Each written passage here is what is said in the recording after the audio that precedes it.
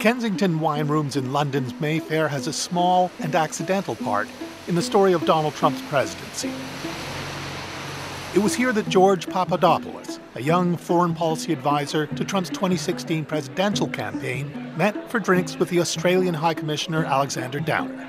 In a rambling conversation, his tongue loosened by alcohol, Papadopoulos casually tells Downer something stunning: that Russia has damaging information on presidential candidate Hillary Clinton and plans to release it in the final stage of the election campaign.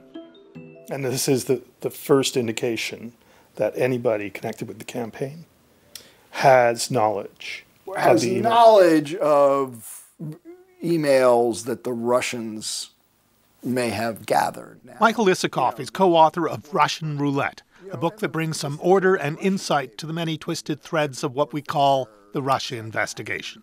Papadopoulos has a minor but crucial role in that story. He's important because it was the information about Papadopoulos that did trigger the FBI investigation. That doesn't happen until months later, but it's an important clue about whether the Trump campaign colluded with Russia.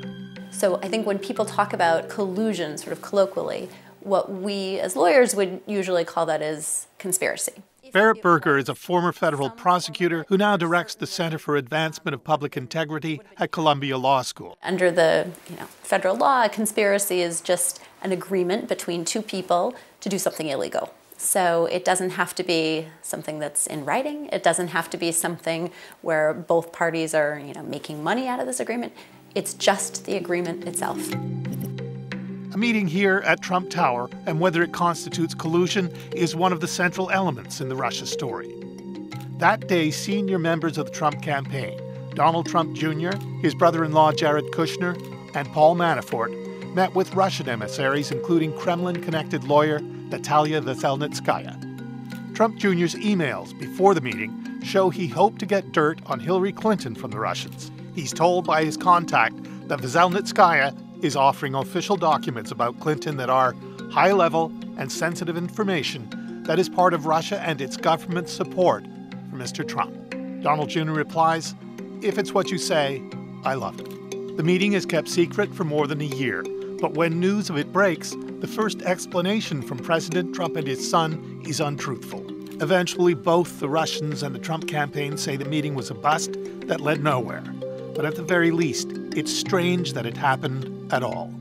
The first big deal about it is that they took the meeting in the first place, given the email trail that clearly said this was about getting damaging information from Kremlin files that could be used by the Trump campaign, and that it was part of a Russian government effort to help elect Donald Trump. At about this time, ex-British spy Christopher Steele enters the story. He's contracted by the Clinton campaign to look for dirt on Trump.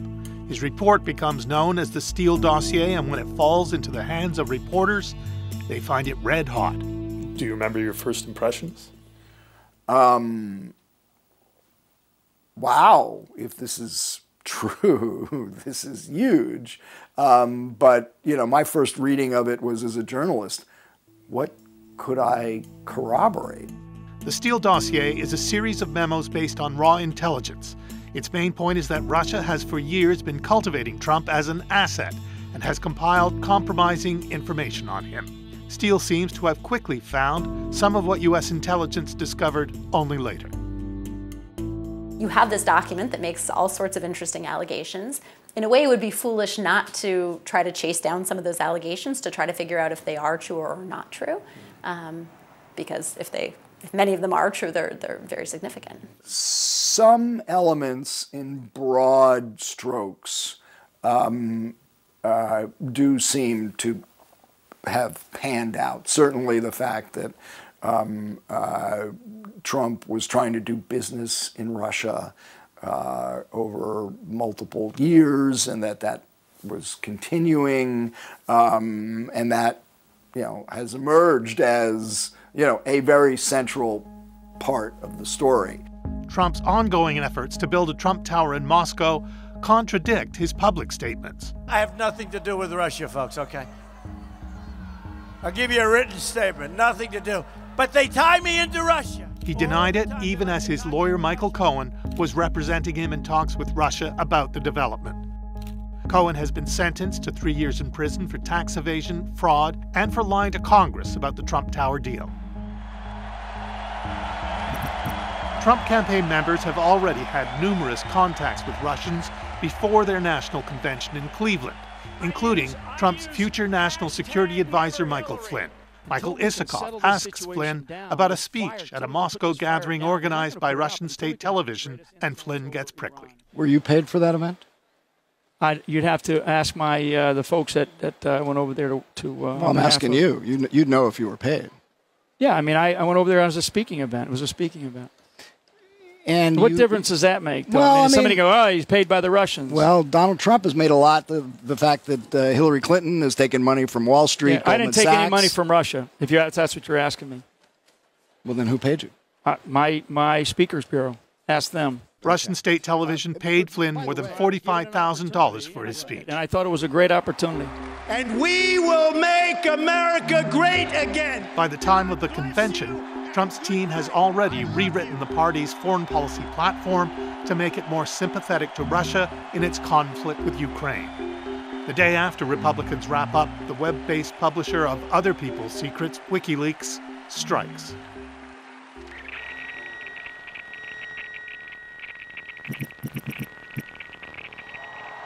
The Democrats are dealing with a brand new little email mess. Is Russia meddling with the U.S. presidential election? At their nominating convention in Philadelphia, Democrats are outwardly celebrating.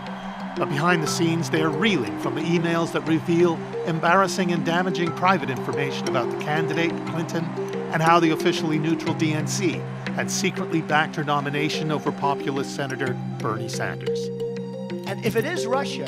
Bizarrely, later that week, Clinton's opponent weighed in from his golf club in Florida, encouraging Russia to hack and steal even more information from Clinton. Russia, if you're listening, I hope you're able to find the 30,000 emails that are missing. I think you will probably be rewarded mightily by our press.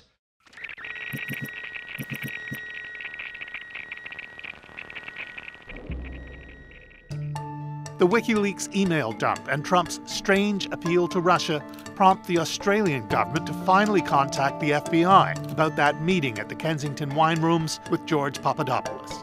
Those things, together with what they already know of others in Trump's circle, persuade the FBI to open an investigation into the Trump campaign's ties with Russia.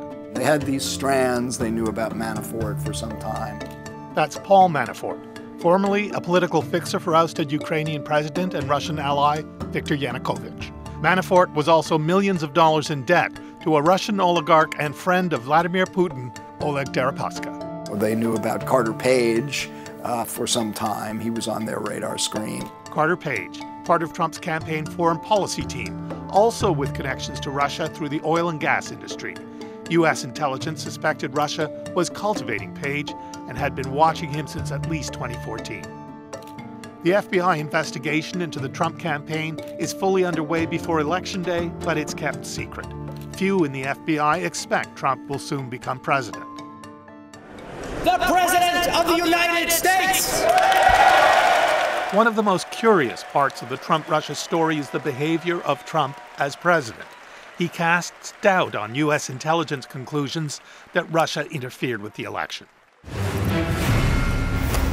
Wow, what a move by President Trump. And it's a grotesque abuse of power by the President of the United States. In May 2017, he fires James Comey, the director of the FBI, and the next day welcomes Russian Foreign Minister Sergei Lavrov and Russian Ambassador Sergei Kislyak into the Oval Office.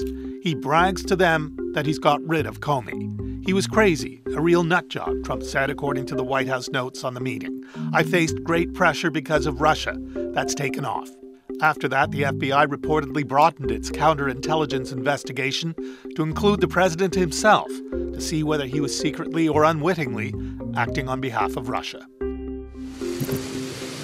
And last year in Helsinki, after a 2-hour private meeting with Vladimir Putin and no aides or advisors, Trump refused to endorse the conclusion of U.S. intelligence that Russia had meddled in the 2016 election.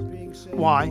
Because Putin denied it. My people came to me, Dan Coates came to me, and some others. They said they think it's Russia. I have President Putin. He just said it's not Russia. I will say this. I don't see any reason why it would be. President Putin, the next day, he tried to walk that back. The sentence should have been, I don't see any reason why it wouldn't be Russia. Sort of a double negative. On Twitter, Trump has repeatedly called the Russia investigation a witch hunt. Those words appear in more than 150 tweets and still counting. Isn't he behaving like a guilty person? In that case, yes, I think that's exactly how the president is acting. I mean, his tactics of, really repeatedly criticizing both the investigation itself and, the people involved in it specifically are, sort of textbook of what, a defendant does if you can't challenge the facts. So to that extent, yes, I think that, strikes me as something that a guilty person would do. Why? I mean, the most logical explanation is that the Russians have something on Trump.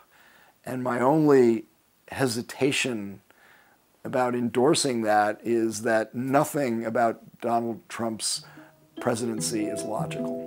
Whatever the relationship between the Trump campaign and Russia, we know this. The president, his son, his campaign manager, his longtime friend and lawyer, and his former national security advisor, among others, have all been untruthful when asked about the campaign's contacts with Russia.